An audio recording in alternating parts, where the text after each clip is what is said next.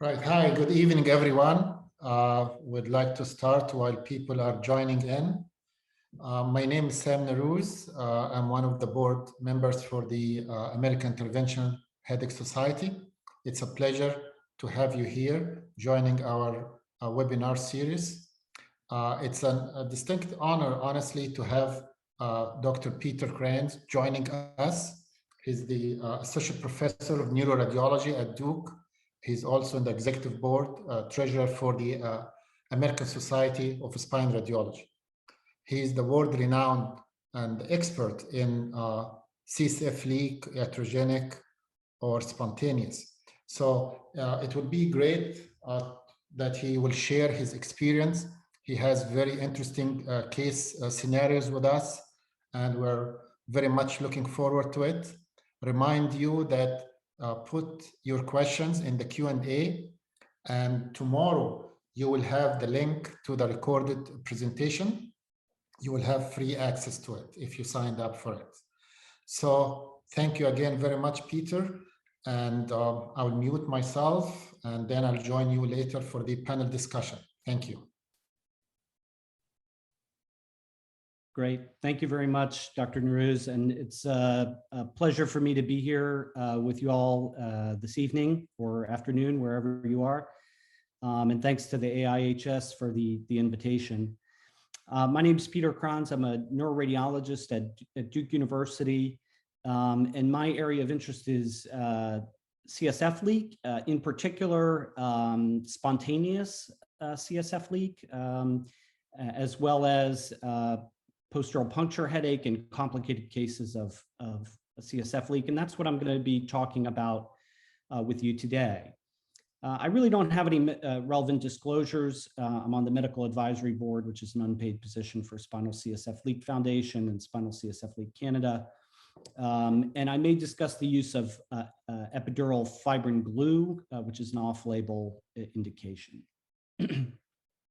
So spinal CSF leak is an important and a very treatable cause, secondary cause of headache. And even though I wear my sort of radiologist hat during the day, in reality, essentially, I feel like I'm a plumber. My job is to look for leaks and to find them and to stop them. And it's a very interesting career path that this has taken me on. And it's landed me in the middle of a field that is very rapidly evolving. And I think we're learning lots about headache types that we previously wouldn't have either recognized or wouldn't have been able to treat. Now, spinal CSF leak can be iatrogenic, spontaneous, or post-traumatic. I'm going to talk mostly about the first two, although I'll show you an interesting case of post-traumatic CSF leak at the end. But it's really important to understand the mechanism behind spinal CSF leak, to understand the underlying pathogenesis, whether or not you're talking about iatrogenic or spontaneous leak. And that really helps inform treatment options when you are faced with patients with what can be a very challenging condition. So again, today we're going to talk about iatrogenic, spontaneous, and traumatic leaks, focusing predominantly on the first two categories. Now, I want to begin by just making a few brief comments about the pathophysiology of headache in spinal CSF leak. And this has not been fully elucidated. There's a lot of unknowns regarding this area. But this is a picture of downtown Durham, North Carolina, where I practiced, and this is a water tower. And in a lot of ways, the CSF in the spine functions like a big water tower. You have a large reservoir of fluid up at the top, over top of a column down below of fluid that's pressurized by that big reservoir on top. So the higher up you get, the higher the pressure is. And just like a water tower is under pressure that delivers water to your faucet at home, your spinal CSF is under pressure when you are upright. So this is a drawing that shows two conceptually important points along your spine from a pathophysiologic standpoint. One of them is called the HIP, the hydrostatic indifference point. And that basically refers to the location around the spine, usually at the lower part of the cervical spine, where the pressure in your spine is the same whether you're upright or down low.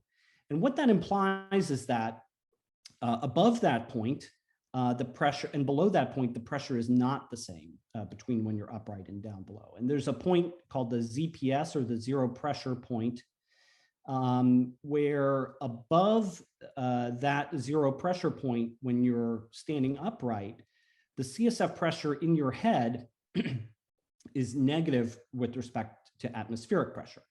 And below that point, the pressure in your spinal column is increased relative to atmospheric pressure. So when you have a leak coming from the spine, you wind up with increased compliance of the spinal column, which shifts that ZPP, that zero pressure point, downward. And what that does is it lowers the intracranial pressure above that point. You wind up with a greater gradient above that point. Of course, when you lay down, lying down equalizes the pressure because you're no longer subjecting that column of fluid to the effects of gravity. And so people who have spinal CSF leaks find that when they lay down, their headache is often dramatically improved or remits completely because of that equalization of the pressure. In other words, you have that gradient of pressure when you're upright that causes progressive CSF volume depletion, and that is what drives the headaches. So how does that drive the headache? Well, if you think about the pathophysiology of the brain, CSF, and blood that exists within your head, the relationship was described first by a Scottish physician named Monro, and work was carried on by one of his students, George Kelly, and they formulated what eventually became the Monro-Kelly doctrine, which basically says essentially that the skull is a rigid container. And within the skull, there's brain tissue, CSF, and blood. And the brain itself is relatively non-expandable and non-compressible.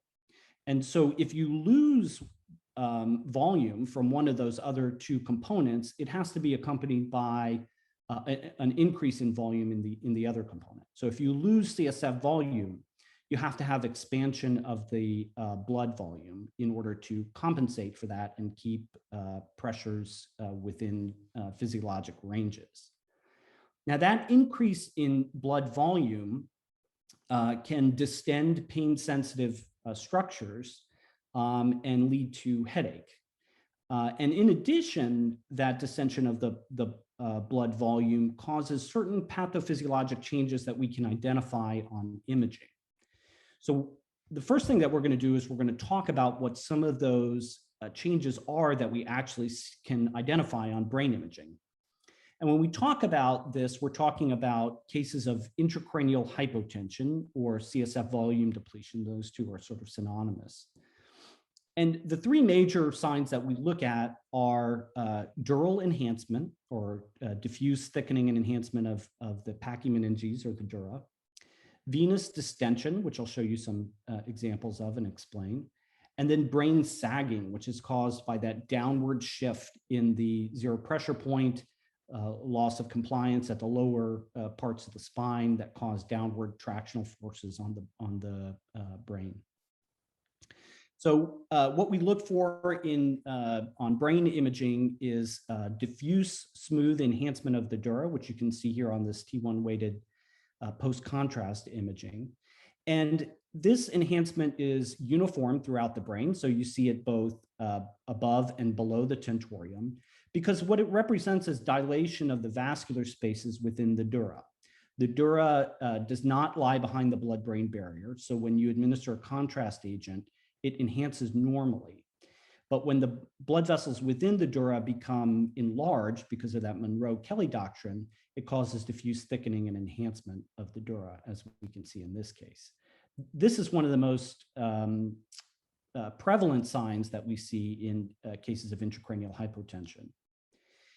Another thing that we can see is distension of the dural venous sinuses, particularly if we look at the dominant transverse sinus, and I'm going to zoom up on it here. The left-hand image is a patient with intracranial hypotension before treatment, and the right image is that same patient after treatment. And what we can see is that the transverse sinus takes on this distended, convex or rounded appearance, which is due to enlargement of the blood pool within the intracranial space.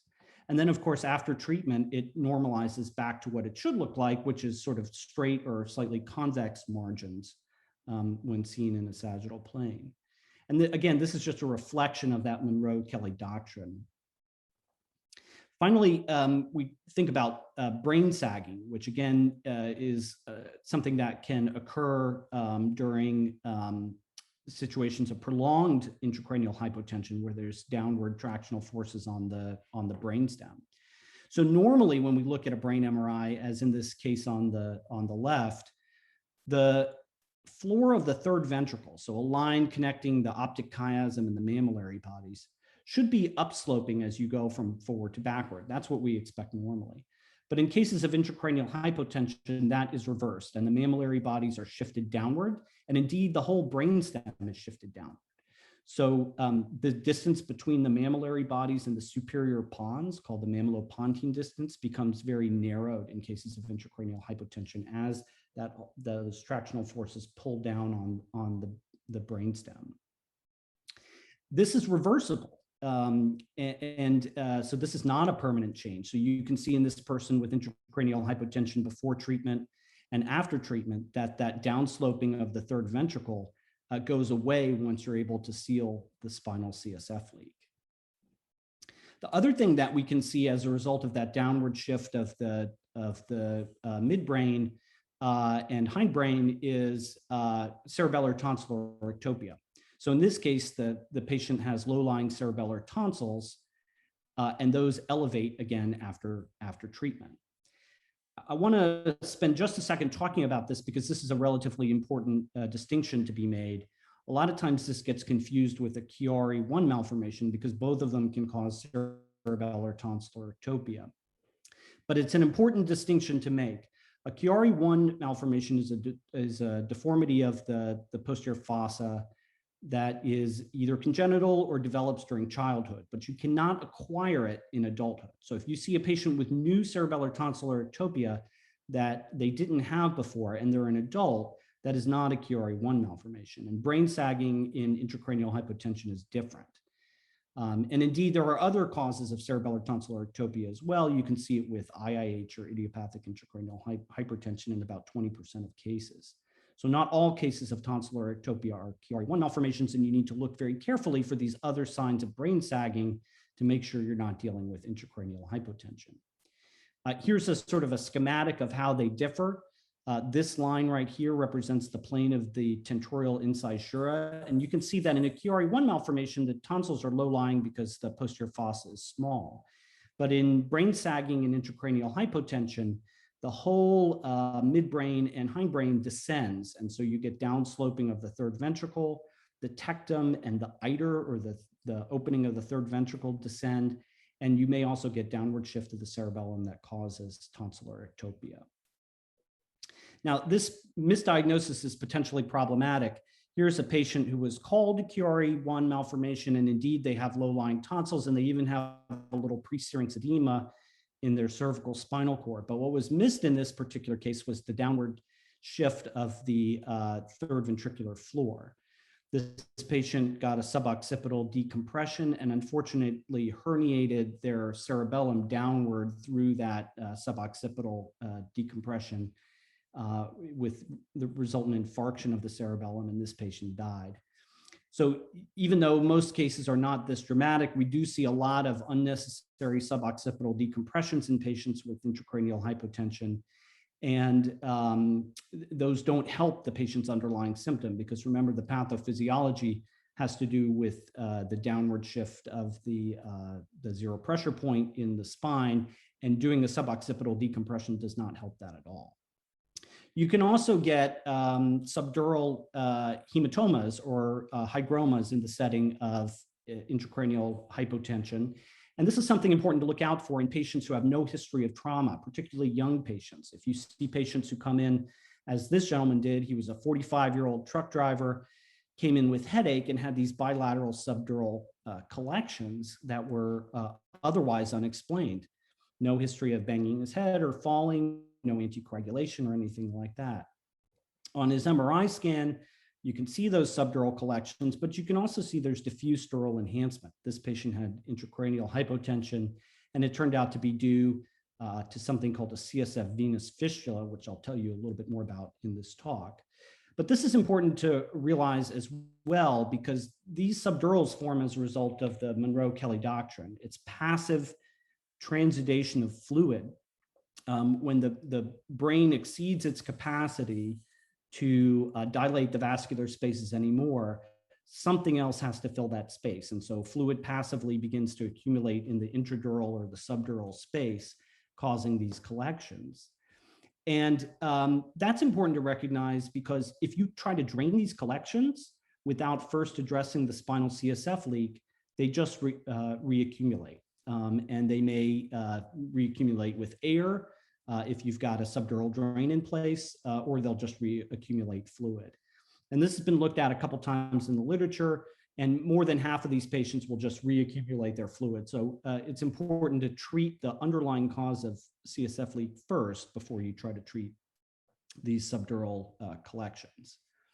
I also want to point out that these changes are changes that we can see not only in CSF leak, but in other causes of spinal CSF leak as well. So here in this 32-year-old woman who had a wet tap with epidural anesthesia, you can see that there's downward sagging of the third ventricular floor and brain sagging in this particular case. This is a case of a patient who had a frontal brain tumor and had a lumbar drain put in. Immediately after surgery, his brain looked like this, but he became progressively obtunded with complaints of headaches, and imaging obtained 36 hours later. Now you can see that brain sagging with flattening of the pons, and this was due to a CSF leak from his lumbar drain site, and he needed an epidural blood patch, and then that resolved his symptoms. So we're going to talk about some specific cases now that we've talked about some brain imaging and some general pathophysiology. And we're going to begin by talking about iatrogenic CSF leak or post-dural puncture headache. Now, I'm not going to get too deep into post-dural puncture headache, because I think most of the folks attending this webinar probably are reasonably familiar with it. But I do want to talk about some interesting or refractory cases.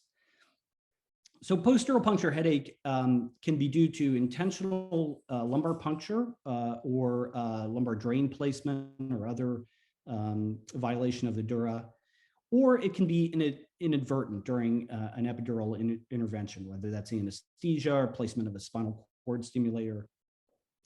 The risk of developing a CSF leak during obstetric epidural has been estimated about 1.5%. And of those patients, somewhere between half and 3/4 will develop post-dural puncture headache.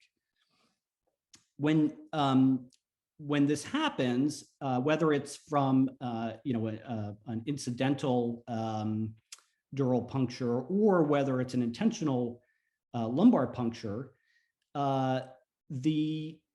the incidence of post-dural headache is greatly affected by the size of the puncture and the type of needle tip. So for example, if you look at a 16-gauge TUI needle, the incidence of post-dural puncture in one series was 70% with those patients. But if you use a non-traumatic, a pencil point type needle, or a different non-beveled needle, like a Whitaker or a Sprott needle, particularly as you get down to the lower needle sizes, the incidence of post-dural puncture headache really drops off dramatically. We use a 24-gauge pencil point needle, and our incidence of post-dural puncture headache is well less than 1%. That is a decrease from when we used to use 22 gauge Quinky point needles. We didn't have an incidence of 36%, but certainly it was much higher than it is now. And we basically said to our faculty, listen, if you're going to be doing lumbar punctures with Quinky point needles, you're going to have to do the blood patches on your own patients. And people rapidly abandoned their Quinky point needles in favor of pencil point needles that are 24 gauge, and we haven't had that much of a problem with it since. So what's the big deal here? I mean, we all see post-dural puncture headache. And if we look at these estimates of percent recovery, large numbers of patients will recover spontaneously within a couple days. Well, that is true. There's definitely no doubt about that. But the patients who I see are the ones in this group, the patients who have had headache for weeks to months, and sometimes even years after dural puncture. And you may say to yourself, well, I don't know how often that really happens, but there is some literature that I found to be relatively surprising in terms of persistent headache. So this is one paper that looked at after 18 months following incidental dural puncture with the 16 gauge TUI needle. And what they found was that 30% of patients reported persistent headache at 18 months, which is a surprisingly high rate. And it wasn't just this one paper. There have been other papers that have looked at this. In this paper, they looked at unintentional dural puncture with a 17 gauge TUI needle, and they found 28% rate of headache at 12 and 24 months. Now, that's a long time after dural puncture to be subjected to, potentially debilitating orthostatic headache. In this study, they found that these patients also had high rates of back pain. And I have seen that as well. Patients with CSF leaks reporting chronic lumbar, but also cervical pain, which may be due to distension of the epidural venous plexus. But that back pain was independent and not related to the presence or the history of an epidural blood patch. So you probably are aware there are different regimens for post-dural puncture headache: conservative, consisting of bed rest and hydration, neither of which have really great evidence behind them in terms of supporting improvement in time course, although laying down does make people feel better. There are pharmacologic interventions. A variety of things have been tried. There used to be more use of DDAVP and ACTH. Those really have very limited evidence. Caffeine seems to have some good evidence. The gabapentinoids seem to have some evidence as well. Sumatriptan has been used in a couple of case series. I have seen a couple of people get better with sumatriptan in refractory cases.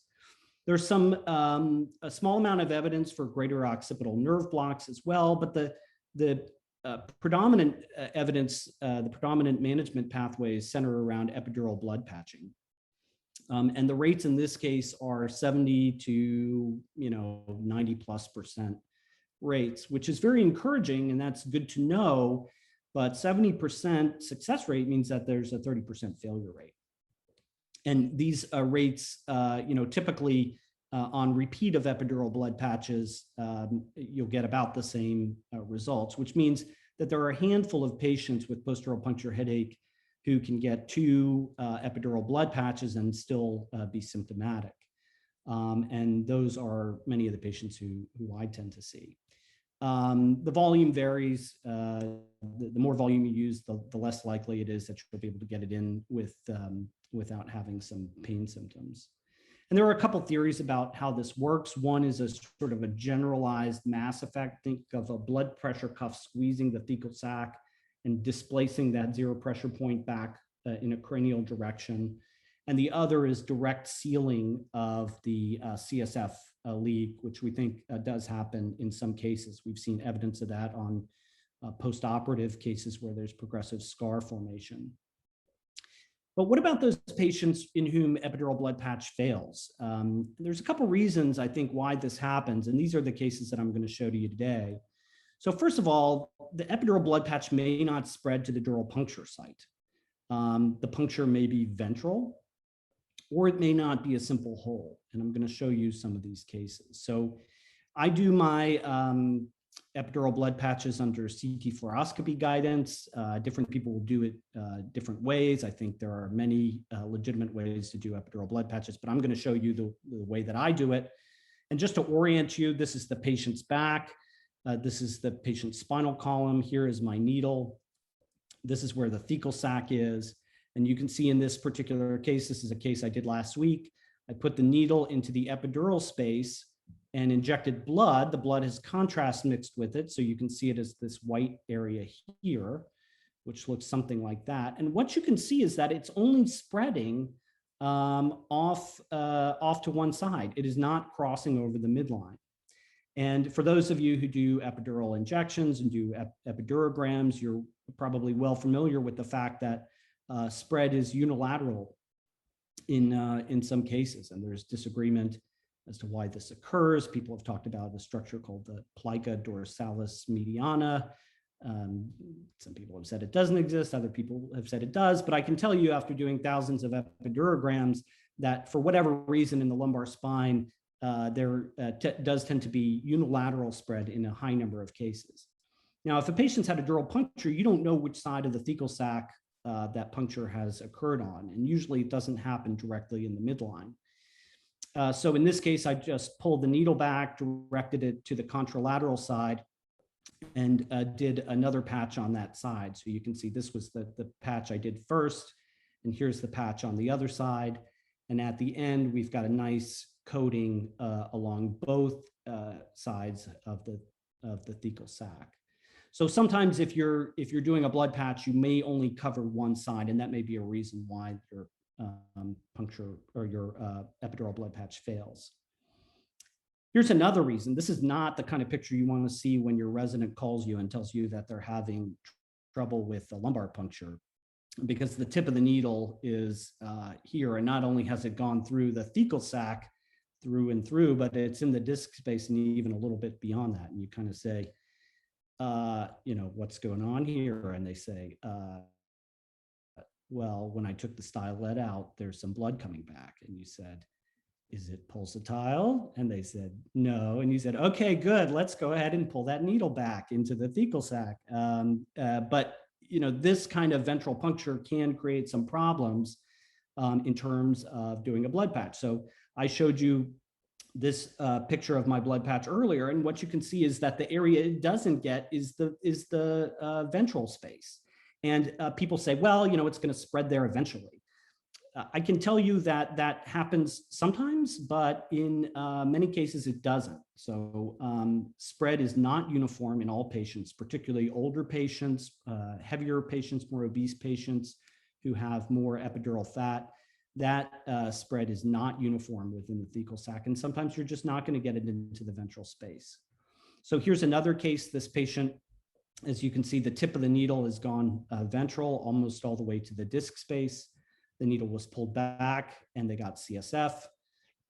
This patient had a post-dural puncture headache, and on the MR afterward, you can see this ventral fluid collection. So this patient has a ventral CSF leak. And doing a dorsal epidural blood patch may or may not treat this ventral CSF leak. So, so what we do is we'll treat this through a transforaminal approach. So you can see I'm putting my needle down into the neural foramen, which is right here, injecting contrast mixed with blood. In this case, I've gotten a good result. It's gone all the way 360 degrees around the thecal sac. And I was able to treat that ventral dural puncture. But it doesn't always work out that way, where you get nice 360 degree coating from one approach. So here's me doing another case of a patient who had a ventral puncture. I've got the needle in place. I inject some blood. it's coming onto one side, it's getting a little bit into the ventral space, but it doesn't go any further. So then I had to do the other side. Now I've got at least a little bit of blood going all the way across the front, but of course the back is still uncovered. And in patients who have ventral punctures, they also have to have dorsal punctures. So I had to put a third needle in, and only at that point was I able to get 360-degree coverage.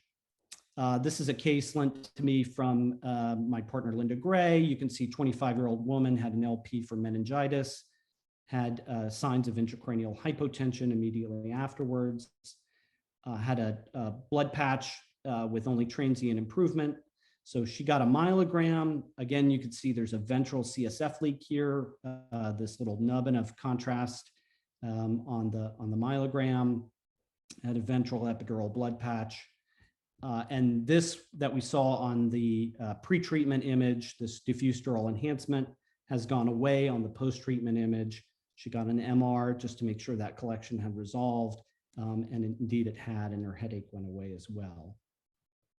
Sometimes these punctures are not simple holes either. This is a woman who had a myelogram done for other reasons, back pain reasons. And you can see she developed orthostatic headache, and 2 years later came back and has this focal outpouching of contrast from her lumbar spine at the exact same level where she had her lumbar puncture for the initial myelogram. And at this, we tried patching this a couple times. It was refractory. She went to surgery, and what they found was a dural tear where the arachnoid layer had herniated out through the dural tear, and would weep CSF whenever they, did like a Valsalva maneuver for her. So she was constantly leaking through this pseudomeningocele. Just to show you one more case, this patient had a headache after spinal cord stimulator trial and had this pseudomeningocele, which is very small, but you can see it as well. And in this case, we just patched over that particular area and her headaches resolved quickly. So a couple of caveats: in most cases of post-dural puncture headache, diagnostic imaging of the brain or the spine or whatever part you image is going to be normal. In the vast majority of post-dural puncture headache patients, even refractory patients don't need brain or spine imaging for diagnosis. All the images I showed you are the very unusual cases. You're not going to need that kind of imaging in the vast majority of patients. But in some refractory patients, it may make sense to do some imaging to try to figure out why it is that they have ongoing headache symptoms. Imaging guidance for epidural blood patch is just a tool. There are lots of tools available, but I think you need some kind of tool. So I usually recommend to people that some sort of imaging is a good idea, particularly when you're dealing with refractory patients, so you can get a sense of where your epidural blood patch is going. And it may take more than 1 to 2 epidural blood patches. It's really important that you don't give up on these patients. Many of them are, have endured endless amounts of suffering. They aren't crazy. They don't need to just learn to live with it. They really need your help. Okay, so we're going to shift gears and talk about the topic that I really love, which is spontaneous CSF leaks. Spontaneous CSF leaks, in terms of clinical presentation, present like a post-dural puncture headache in that they have orthostatic headache. These typically have a very abrupt onset and are usually daily afterwards. So people can often recall a specific day or at least a couple of days when their headaches start, and then they have orthostatic headache every day after there. But occasionally, maybe 20 or 25% of patients will have non-orthostatic headache, and that can make the diagnosis very difficult. And then even more perplexing, some patients may have no headache at all, but they may have other symptoms. So for example, auditory symptoms are very common: tinnitus, ear pressure, pain around the ears. Dementia-like symptoms, we've seen patients with spontaneous CSF leaks who were committed to Alzheimer's wards. And it wasn't until later that they found out that they had CSF leaks, and you treat the CSF leak and their dementia symptoms go away. They can be obtunded and sometimes even comatose. And on occasion, it can even cause posterior circulation infarcts or dural venous sinus thrombosis. So here's just an example from the paper, from the literature rather, seen cases like this where patients who are obtunded and you do epidural blood patch and it immediately causes restoration of their cognitive function. It's well known that this brain sagging, chronic brain sagging can cause dementia-like symptoms that mimics frontotemporal lobar dementia. And that is all reversible after treatment of the CSF leak. Here's a very interesting patient who I had no headache at all. You can see from his brain MRI, he's got terrible brain sagging, just really awful brain sagging. And these are videos of him both pre and post treatment used with his permission. Let me turn this laser pointer off and I'm going to show you this video. He has he has a lot of difficulty straightening his arm, a lot of dystonic features, particularly in his one arm that you can see, and these choreoathetoid type movements that just developed spontaneously. He's a relatively young guy. Here he is after treatment, performing the same maneuver, and you can see that his motor function has improved remarkably. So there are other clinical presentations other than orthostatic headache. Now, when we think about what are the causes of intracranial hypotension, I think, for simplicity's sake, I sort of break this up into two big buckets. The first are people who have dural tears and as a result have epidural pooling of fluid or epidural leaks. Now, of those types, there are two major flavors. One is what we call the meningeal diverticulum, which is really a dural tear through which the arachnoid layer herniates out. And the arachnoid layer is very fragile. And so even trivial exertion like sneezing, coughing, bending over, tying your shoes can cause a tear in that arachnoid layer, and patients begin leaking CSF. The other is you can have osteophytes, often very small, sharp osteophytes associated with thoracic disc herniations that can tear the ventral dural surface. And then finally, within the past couple of years, there's been a very interesting etiology identified called the CSF to venous fistula. And what this is, I'll show you some cases of this, is an abnormal connection between the CSF and the nerve root sleeve and a paraspinal vein. There are lots of paraspinal veins normally that surround the spinal thecal sac, but you can get an abnormal connection between the CSF and one of these veins, and it basically siphons off CSF, causing chronic CSF volume depletion. Of note, skull-base links do not typically cause intracranial hypotension. They can cause other symptoms, but because they lie above that ZPP, they typically do not cause orthostatic headache, and they don't cause the brain imaging changes of intracranial hypotension. So here's a case of a meningeal diverticulum. You can see this sort of broad outpouching underneath the axilla of a nerve root, which looks like this on the axiomyelogram. This was a 15-year-old girl with Ehlers-Danlos syndrome. This is going to be a dynamic myelogram where you're going to watch the contrast dye migrating up the side of her spine. And as it does, you're going to see the filling of this diverticulum, and then contrast just pouring out cranial and caudal there in this massive CSF leak. So that is actively leaking contrast on this study. This patient was taken to surgery, and you can see this very fragile meningeal diverticulum that when they touch it, it really just ruptures and deflates almost immediately. And that was oversewn, and that stopped her CSF leak. Here's another example of a meningeal diverticulum, the same sort of appearance, typically occurring in the thoracic spine, right underneath an exiting nerve root, sort of in the axilla of the nerve root. Again, imaging showing active CSF leakage from that diverticulum. One final case, same sort of thing. You can see this diverticulum underneath the nerve root. I included this case just to say that there are normal perineural cysts at multiple levels, but these ones that sort of have a broad base up against the lateral thecal sac and are right underneath the exiting nerve root, those are the ones you have to be careful of. And in this particular case, you could see active extravasation of contrast on her myelogram. In terms of ventral tears, here's a good example of that calcified spiculated osteophyte, which is just cut right into the anterior aspect of the thecal sac. On a myelogram, you can see a little bit of contrast starting to leak out from that site and progressively spreading in the epidural space. So this is lateral projection. The patient's laying prone. You can see contrast in the thecal sac. And this second parallel line is actually contrast in the epidural space, marking the site of the leak. Here's another case up in the upper thoracic spine where these are very common. This calcified disc protrusion. On surgical exploration, they found this pearly white osteophyte associated with this large dural tear of the ventral thecal sac.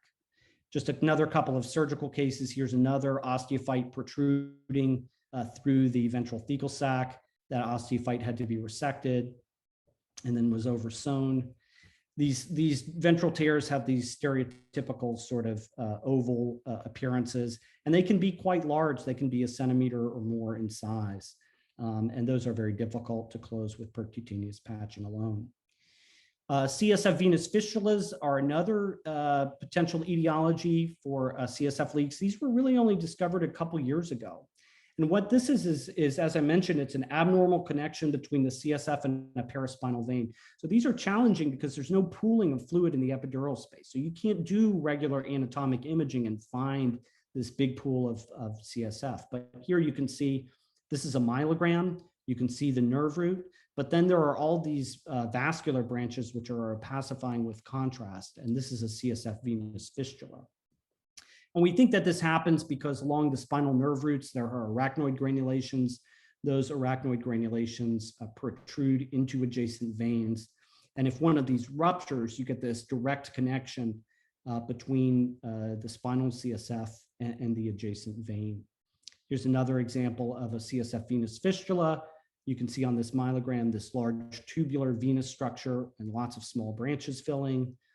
Here's an example on a CT scan. This patient's had a myelogram. You can see this very large abnormal venous branch filling, again, with myelographic contrast. You shouldn't have myelographic contrast filling your vascular system. On a coronal image, you can see it sort of looping underneath the transverse process. And on this static myelogram, you can see this reticulated network of veins that would actually sort of come and go with respiratory variation. When the patient would take a deep breath in, they would fill, and then during Valsalva, they would disappear. So how do we treat spontaneous leaks? Again, the predominant treatment is epidural blood patches. If you don't know where the leak is coming from, you can do a non-targeted blood patch. Typically, we do these at the thoracolumbar junction. This is just a movie of what that looks like under CT fluoroscopy. Here you can see that this patient had very good spread of blood in the epidural space. So it sort of circumferentially surrounds the thecal sac. That's great. When it happens, it probably happens in about 30% of patients that way. Most of the time, it'll sort of glob up close to the needle tip, and you may or may not get good spread. Because a lot of these tears occur laterally, like you get with the meningeal diverticula, we do a lot of transforaminal blood patches. So here's a movie of me doing a transforaminal blood patch. You can see my needle. I'm moving it down into the neural foramen, injecting some contrast. You can see then I'm injecting some blood mixed with contrast, and it spreads circumferentially in the epidural space in this particular case. Ventral leaks are very tricky to treat with epidural patching. Sometimes they need to go to surgery. You can do a transforaminal needle placement and get into the ventral epidural space. It's a little tough because there's a lot of epidural venous plexus there. That's hard to stay out of, but we do a fair number of these as well. And you can see that with the right needle placement, you can get some spread into the ventral epidural space. Because the spinal cord is there and you're going through the neural foramen and it's the thoracic spine, I don't recommend these for the beginner. These are after you feel pretty comfortable. We use, for patching material, we use both blood and fibrin glue.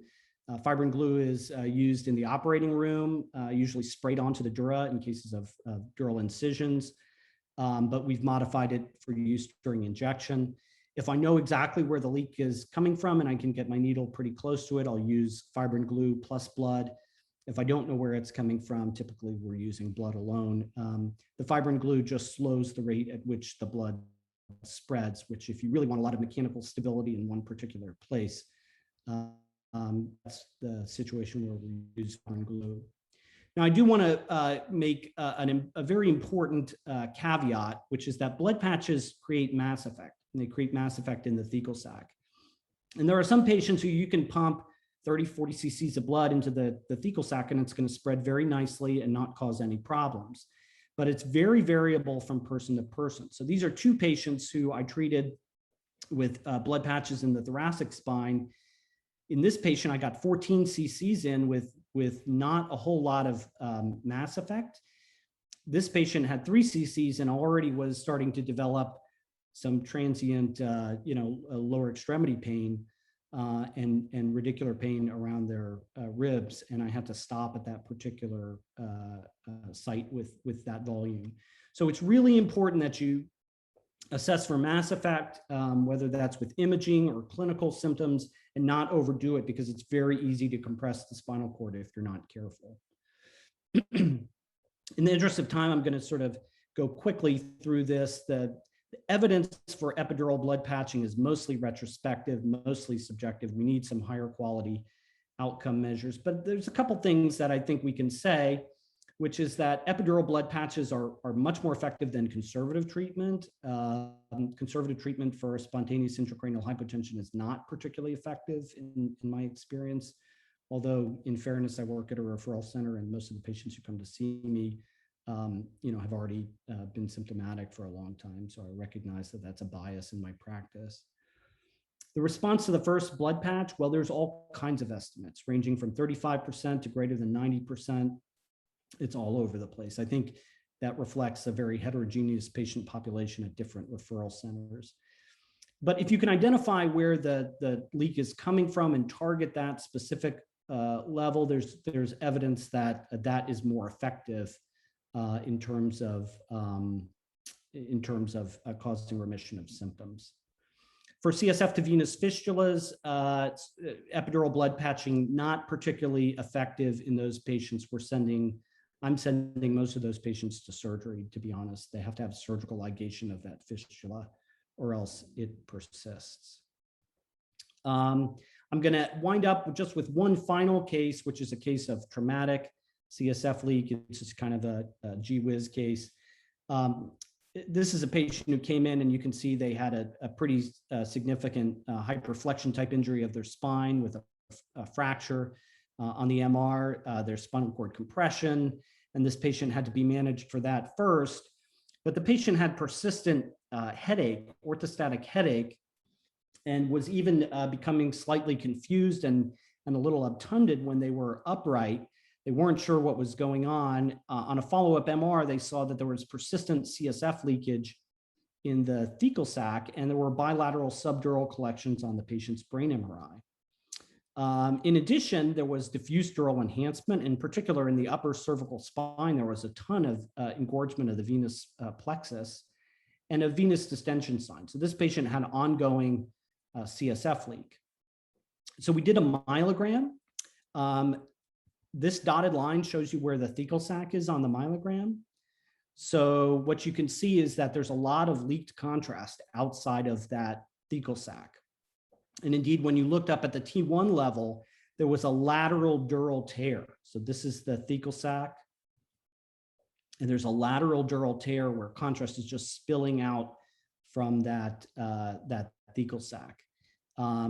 We did an epidural patch using blood and fibrin glue at the T1 level. targeted to that particular site. And the patient actually got better very rapidly. Now, would he have gotten better on his own if we hadn't patched him? Well, who can say? But in any case, we intervened because he was having some mental status changes. And those changes in his headaches resolved immediately. He wound up getting a myelogram 10 days after that, just to make sure that everything was sealed.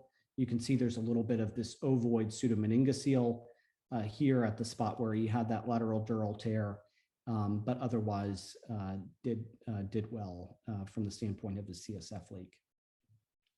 So I've talked about iatrogenic CSF leaks, including some of the difficult cases and given you my perspective on how we approach those difficult cases.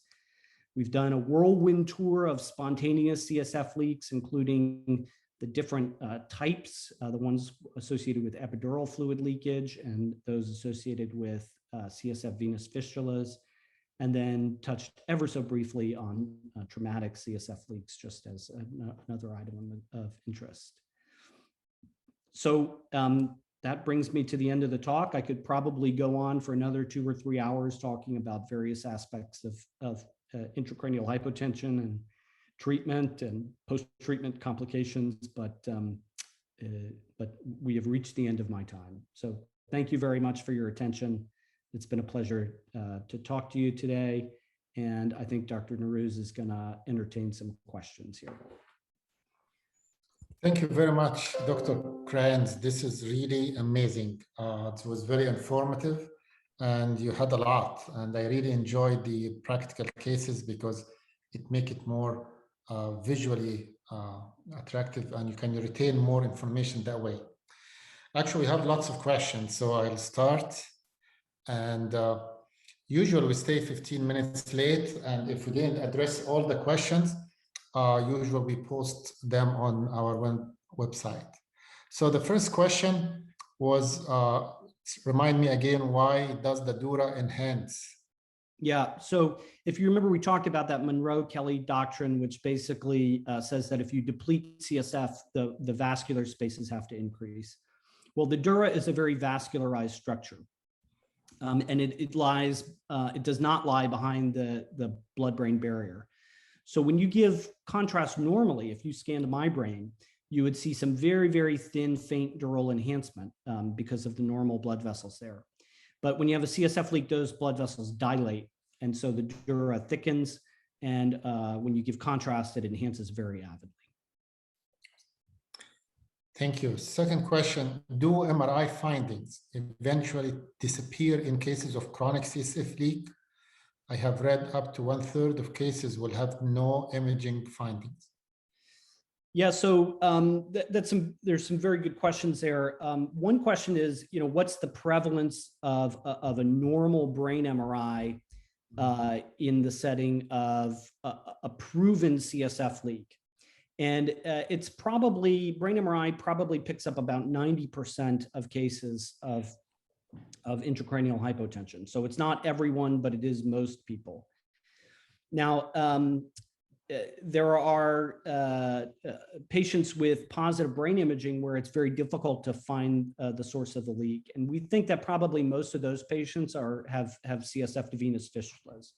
So if you have changes of intracranial hypotension on your brain MRI, and we don't see a big epidural fluid collection on your spine imaging, then you probably have a CSF to venous fistula. And we're sort of still in the phase of perfecting the ways in which we look for those. They can be very difficult, very finicky, sometimes transient.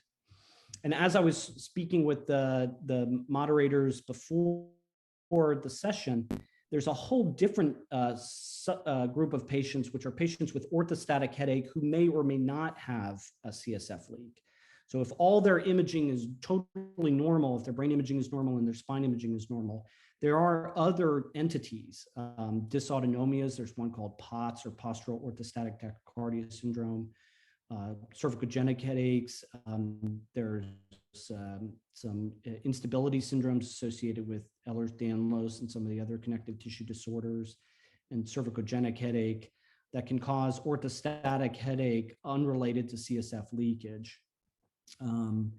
So those are all important considerations. But I think if you have a patient with orthostatic headache, if you have a patient with abrupt onset and daily orthostatic headaches after that, you need to be doing a brain MRI with contrast and then spine imaging of some sort. We do CT myelography. Other places will start with MR.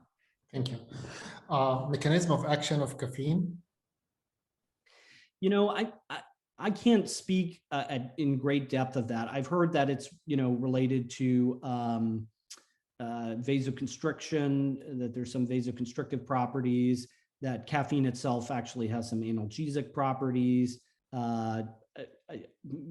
We should get a pharmacologist to answer that question. I'm not 100% sure. I only know what I've read, which has mostly been speculation. I share the same with you. It's usually we say it's vasoconstrictive and maybe some analgesia. What's the best imaging modality to determine the location of the CSF leak? And accordingly, at which level do you tend to do the blood patch?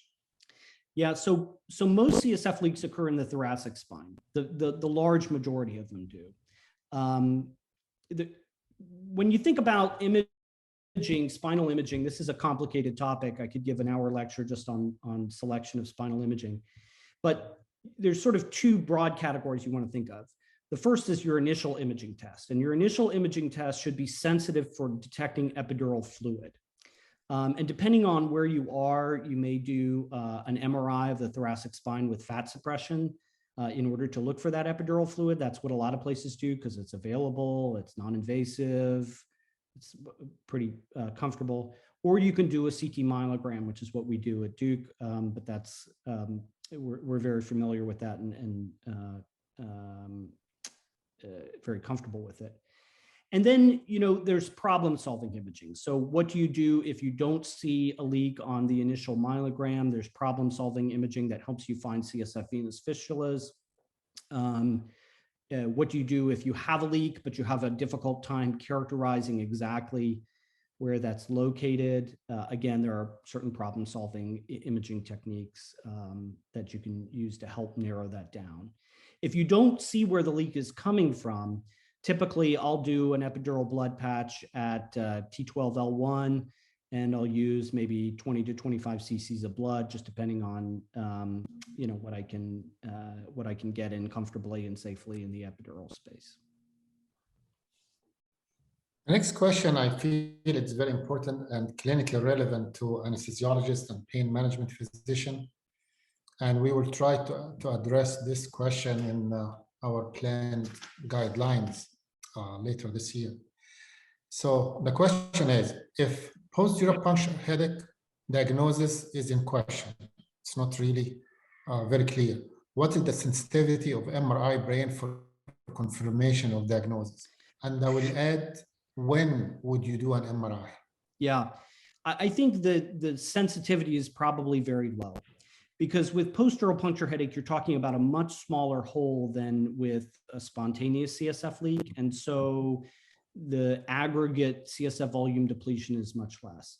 In most patients who have post-dural puncture headache, as I mentioned in my talk, imaging doesn't play a role at all. You can do a myelogram and not see the leak, and they still have post-dural puncture headache. You can do a brain MRI and have it be completely normal and still have it be post-dural puncture headache. So most of the time, post-dural puncture headache, I think, is a clinical diagnosis based on those typical orthostatic features, usually starting either right away or within a day or two at most of the time of a known dural puncture. Let me ask you a different question. So if I'm like an obstetric anesthesiologist and I know that I had a wet tap, and I did one epidural blood patch at the level or just one level or another level below, and it did not help. I did a second one, it did not help. When it's time to see, let's revisit the diagnosis and get the imaging. Would you wait for like 3 patches, or definitely we don't want to wait till we have neurological deficits, but yeah, I think you can get the imaging as soon as you think about it, as soon you feel like, well, listen, let's rule out dural venous sinus thrombosis or other etiologies or things like that. But I think it's important to realize that because the sensitivity is very low, if that imaging comes back normal, you shouldn't exclude the diagnosis of post-dural puncture headaches. So again, I would say those imaging tests are helpful for ruling out other etiologies, but really asking the patient, do you have orthostatic headache? When did it start? Did it start right, around the time of the tap? I think if they're not getting better with blood patch, it's more likely that your blood patch is not sealing the leak than it is that they have some other underlying headache that's coincidentally causing orthostatic headache that had an onset of exactly the time that you had the dural puncture. Yeah, thank you. You raised a very important point, and this is exactly what we should know, that the imaging is to rule out other causes of secondary headache disorder, to rule out other pathology like superior sagittal thrombosis, pituitary hemorrhage, but it's not to confirm your post-dural puncture headache. Absolutely. Yeah, if you ruled out cause then and you know that you had wet tap, then it is post-dural puncture headache iatrogenic. Next question. How soon would you expect a reversal of the MRI findings after successful treatment, whether blood patch or caffeine or whatever? Yeah, so typically we don't think about the pharmacologic interventions as reversing the pathophysiology. So I wouldn't expect them to change the imaging. Most of the time we look for clinical improvement in patient symptoms, and usually I'll wait a week after the blood patch, because typically after a blood patch, we have our patients lay down for 48 hours. If they're spontaneous leaks, we're not that draconian if they're post-dural puncture headaches, but these spontaneous leaks can be fairly sizable leaks. So we do have them lay down for 48 hours after the patch. And depending on their clinical response, that would really guide whether or not we needed to do any follow-up imaging. I don't routinely do follow-up brain imaging to make sure that it's normalized. I mostly follow patients' clinical symptoms. I will say that there's one entity that I didn't talk about that again, it could be its own lecture, called rebound high pressure or rebound intracranial hypertension. And we see this in a fair number of patients. Most of the time it's very transient and very mild. Patients may get it for 12 hours, but they essentially get the inverse of their low pressure headaches, which is that their headaches increase when they're laying down and they get better when they raise their head. Particularly in patients with CSF venous fistulas, they can get rebound intracranial hypertension that's pretty bad. And sometimes, it can cause frank elevations in CSF pressure, by 10, 20, 30 points. Most patients don't develop papilledema, but some patients do. But nevertheless, that change in the headache phenotype means that we usually are treating that with Diamox. And if people have questions about that diagnosis or how to treat it, I'm happy to talk to you offline about that. Because to me, that's the big confounder. If patients have ongoing headache, is it rebound high pressure, or do they have a persistent ongoing leak?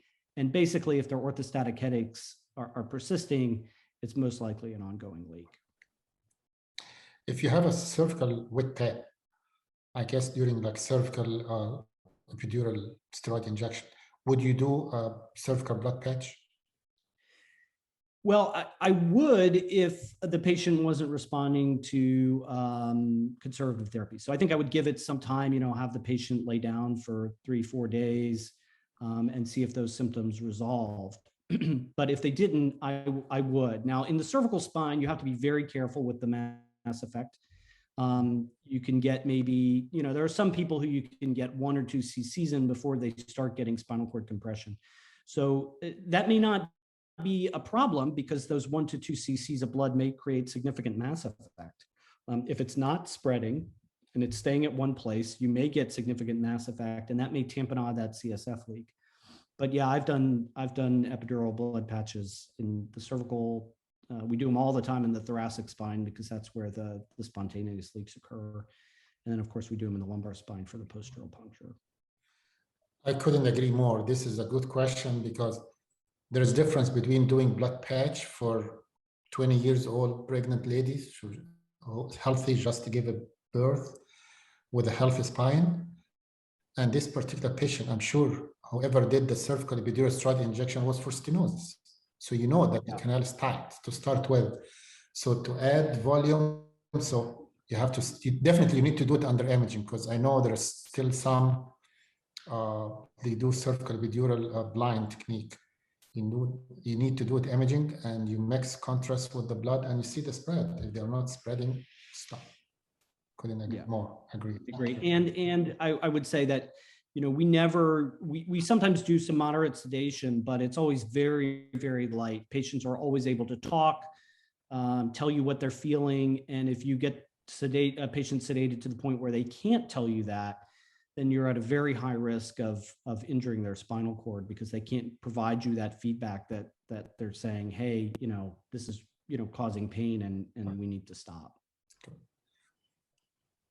What is the blood to contrast mixture ratio for blood patch? Good question. That is a good question. I do mine under CT, so I can't say for fluoroscopy, but I do a 10-to-1. And I use, you want to use a contrast agent that's approved for use in the epidural space, so a myelographic contrast agent. And I use a relatively concentrated one, so we use M200 or 300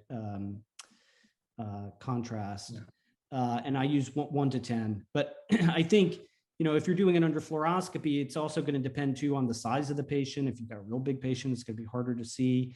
And so you may need to increase your contrast in that case. Next one. Do you use axial T2 fat saturated images to identify smaller epidural fluid collection from foraminal leaks?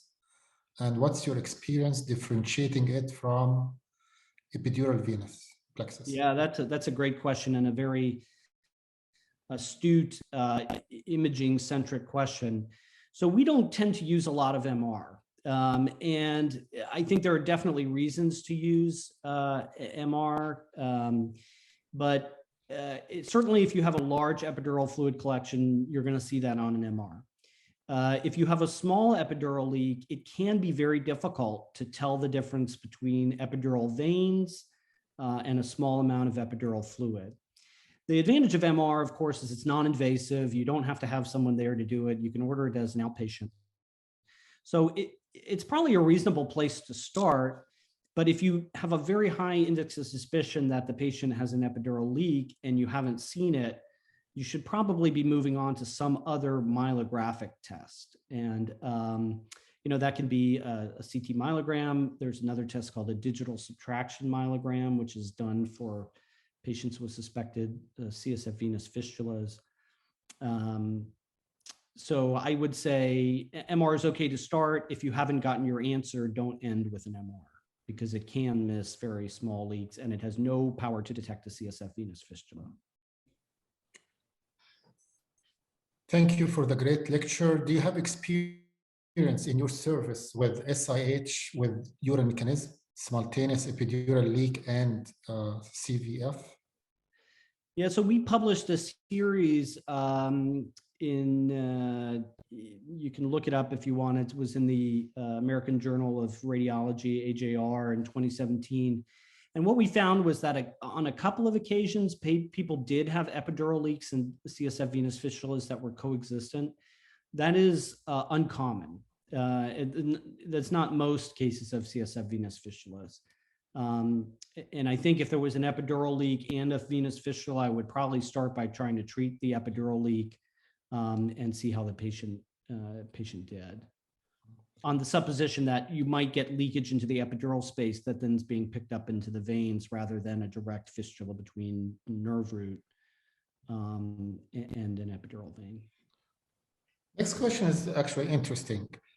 Do you add anticoagulant to the blood for blood patch? No, we don't. We draw it fresh off of a newly placed IV. We never use indwelling catheters. You want it to be sterile. But we don't add any, we draw it off right before the procedure, like in the procedure room, and inject it, within a couple minutes. We don't use any anticoagulant. You want it to start to clot. And what I've observed is that in the patients who you're going to get into trouble with mass effect, they get similar mass effect from like epidural contrast. So it's really just that the fluid doesn't spread very well. It's not that it's clotting up very, very quickly. Now, if you use fibrin glue, you can get things to clot up very quickly in the epidural space. And even sometimes in your needle, an occluded needle. There are certain tricks that you can use to avoid that, but we don't use anticoagulants. We also don't use it. So if someone have an experience with adding anticoagulant, because I mean, I know of studies done like 15 years ago, and they said no need for it. At that time, we were injecting through the catheter already that with thread intrathecal, and there was no added benefit. But if you want to email us after sharing your experience with us, it would be appreciated. Next question, which could take an hour, another lecture, which is, how do you feel about phenylpalatine gang block for post-Dural puncture headache? Yeah, it's a good question. You know, I'm sure that there's literature on that I'm not familiar with, but you know, in some ways, I think about it like the greater occipital nerve blocks, which is that it may be an adjunctive treatment in patients who you're having a difficult time treating, or maybe you do it to buy some time to allow them to heal on their own. But it doesn't actually change the underlying pathophysiology of the CSF leak. So it's not what I would consider a primary treatment modality. Now, if you, I would again, you know, I'm kind of a knuckle dragging plumber sometimes. I just try to seal the leak. But if you're not able to seal the leak, you know, then some of these other adjunctive measures may come into play. But I don't, at least in my perspective, I don't see how it would change the underlying pathophysiology other than buying you some time. We can have a separate talk about it, and we can post it on our website. I just recently gave a talk about it during the ASRA and the SOAP meeting. The evidence is really neutral, and as you said, it's temporary. And if you're buying time, you're gonna sleep till the morning. When you have your infrastructure, you have your nurse that can help you with the blood patch, you can take the patient to the OR suite or fluoroscopy suite, then it makes sense to do it just to buy time for symptomatic treatment. But you do not treat the cause, you are treating the results of the leak, which is the headache. Next question, how long do you wait to do an epidural blood patch for post-Dural puncture headache after trying conservative treatment? Which means, like, for how long you try conservative treatment before you? You know, I think most of the literature says that you should probably wait 48 hours. And I think that's reasonable. And then I find that after that point, it really comes down to social factors, right? It's your patient, how uncomfortable are they? You know, how uncomfortable is the team taking care of the patient if it's an inpatient? You know, how debilitated are they? You know, how difficult is it for you to get the patient in? I try to treat the patients as early as possible, just to avoid any unnecessary suffering. So if it's been 48 hours and they've given it a good go at laying flat and they're still having bad headache, at that point, I usually just bring them in, because I think the risks of treatment for post-dural puncture headache are really pretty low. I don't think that there's clear evidence to answer that question. So that's just my opinion. Do you see a need for digital subtraction dynamic mammogram for diagnosis of CSF leak or cerebrovenous fistula? Yeah, so that's a good question. It looks like it was Dan Wen. Yes. Dan. Yeah, so you can find it. I'll plug the ASSR. You can find all about these at our next ASSR meeting. But there's a paper that just came out in AJR, review paper talking about the different methods for detecting CSF venous fistulas, and it can be a little bewildering. But you know, there's DSM, or digital subtraction myelography, is probably the most widely used. And basically what you're doing is you're just running contrast down the thecal sac with the patient in decubitus position. And the patient is often under anesthesia, and you suspend respiration so that there's no motion in order to help pick up these very subtle venous fistulas. You can also sometimes do it under moderate sedation if the patient's cooperative, but so that definitely is a tool that a lot of people are using if there's no epidural fluid and they know that the patient has intracranial hypotension. We do a lot of CT-based work at Duke, so we do a lot of decubitus myelography, CT myelography, and we've been happy with that, although we do some DSMs as well too. So I think, it depends a little bit on who your radiologists are, what they're comfortable with, and what your equipment is at your institution and what you can get done. I think either of those is an acceptable tool. There's no evidence saying one way or the other which one's better. Next, this should be the last one because actually it's a group of questions from Dr. Arsenio Jose. Hi. So he thanks you for a great talk, and he's asking how much you use for transforaminal blood patch. Let's start with this. I would say it depends.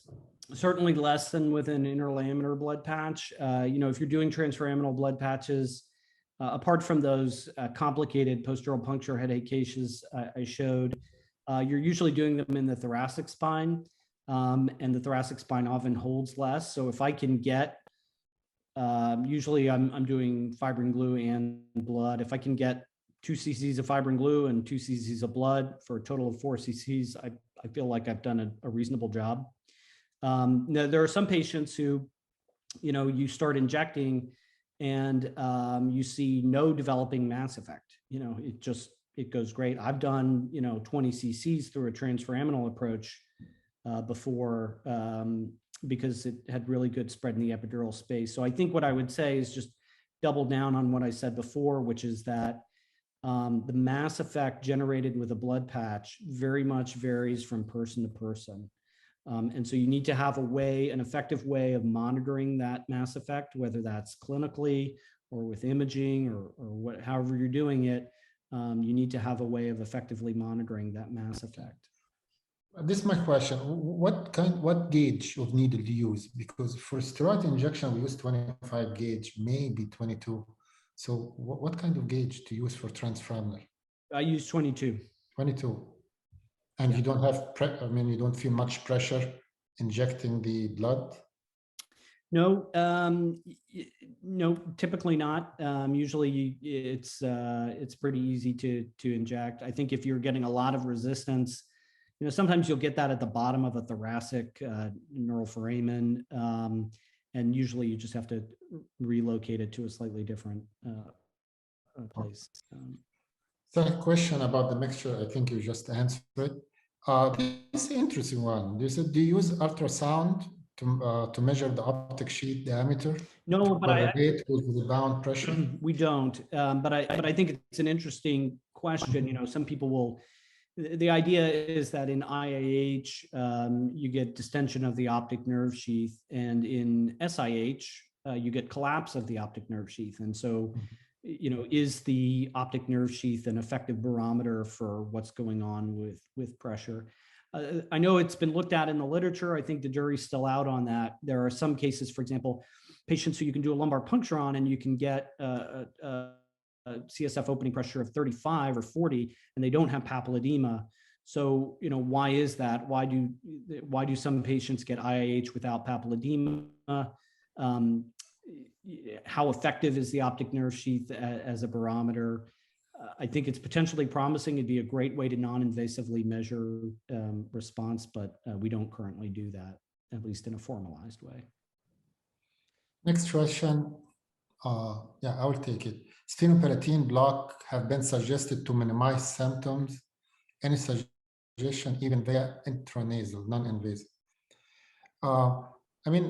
2 months ago, we published this in REP, Regional Anesthesia Pain Medicine Journal, about the different approaches to the pterygopalatine fossa. And recently, there was a negative randomized controlled trial published in British Journal of Anesthesia for posterior puncture head. Actually, they found both nasal lidocaine and nasal cotton, just nasal cotton sham, both reduce headache by 50%.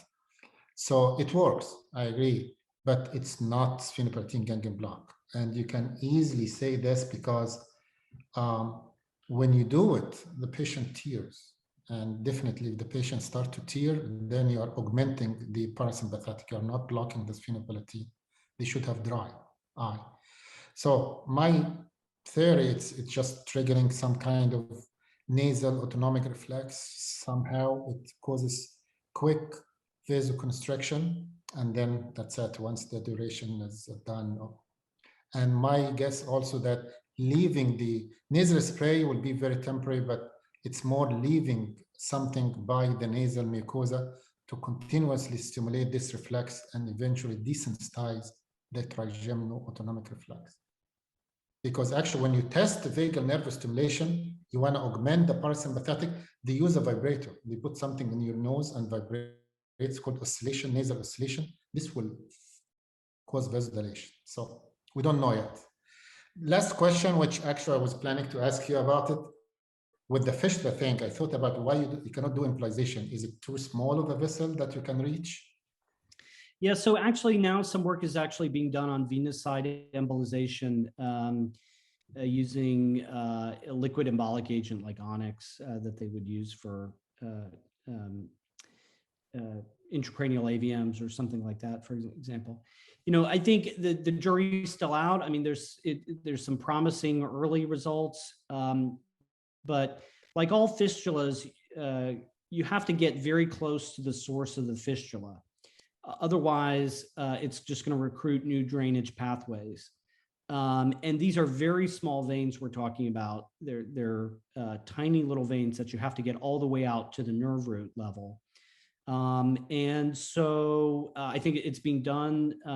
Mayo Clinic in Rochester is a big site for that. And we'll see how it goes. We're going to try a couple at Duke. But, you know, my big question is not immediate response, but long-term durability. And what we do know from fairly good evidence is that surgical ligation is pretty effective. These are usually thoracic and therefore non-functional nerve roots or minimally functional nerve roots. And so you can't afford to just ligate the nerve root, and that tends to be very effective. So, but it's an interesting area, you know, the idea of embolization, and we'll see what comes of it. Thank you. Thank you again very much for finishing all the questions. This was really very helpful, very informative. And I really appreciate giving us your time this evening. We don't take it for granted. So thank you very much. And you will have, everyone will have access to the recording free, hopefully by tomorrow, a couple of days at the most. This was a very well attended seminar. We had almost 100 attended live. And we know that we have more than 300 registered to have access to the recorded presentation. So thank you again. And if there's any follow-up questions, email the AIHS office. And hopefully we can see you in October when we have our headed board review and boot camp. Thank you very much. Have a good night. Thanks, Peter. Thank you. My pleasure. Thanks everyone for joining us.